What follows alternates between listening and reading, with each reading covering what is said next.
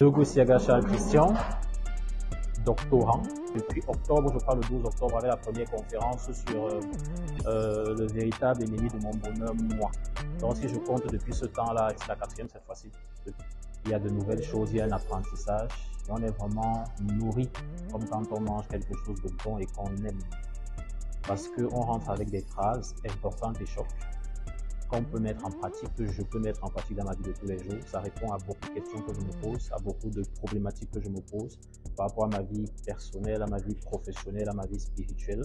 Et quand je peux rentrer avec des réponses et des actions à poser pour pouvoir répondre ou résoudre ces problématiques-là, je suis très heureux. Si longtemps que ton moi est seigneur de ta vie, parce que tu laisses vivre pour moi tes émotions, tu ne pourras jamais expérimenter le vrai bonheur. Ça, c'est la vérité. Est-ce qu'il y a des choses que j'ai apprises à l'école, à l'université, que j'utilise aujourd'hui, c'est très important, je vis avec, mais je réalise que quelque part, je passe à côté du plus important. Et ce à côté-là, Dieu me l'a montré à plusieurs moments dans ma vie. À tel moment, à telle saison, j'ai fait quelque chose, ça s'est coupé court. Et dans mon esprit, chaque fois, Dieu me parle et ça me revient. Et quand j'écoute ce type d'enseignement, ça me donne les moyens, les techniques pour pouvoir rester ferme sur cette mission que Dieu a donnée pour moi là. Quand je pense que j'ai compris ce que je dois faire de ma vie en participant à ces séances.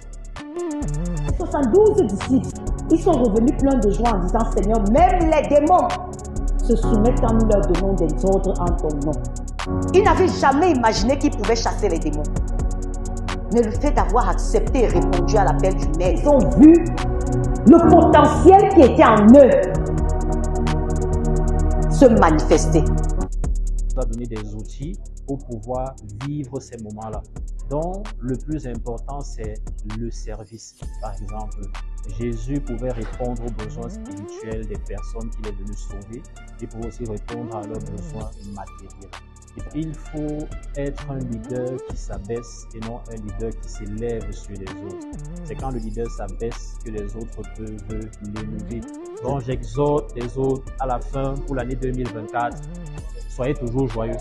Soyez des actions et des producteurs de louanges pour les autres. N'attendez pas que le contexte ou les circonstances vous définissent.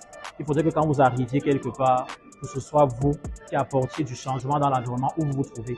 Les gens vont où ils pensent qu'on va répondre à leurs besoins. Et je pense qu'ici, on peut répondre à leurs besoins. Joyeux Noël et bonne année, heureuse année 2024 pour votre année.